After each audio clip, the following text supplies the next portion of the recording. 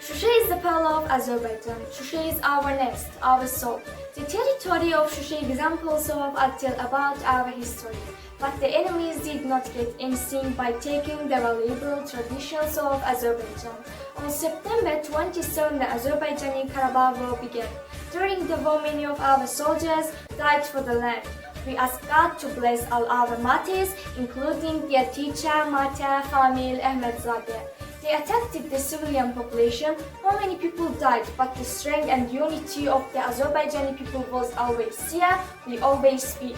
Taking everything into account, our soldiers fought fearlessly and courageously with the Armenian aggressors for the sake of our motherland. We are proud of us, the brave sons of Azerbaijan. We are proud to be Azerbaijani. Finally, on November 8, we liberated our homeland Shusha.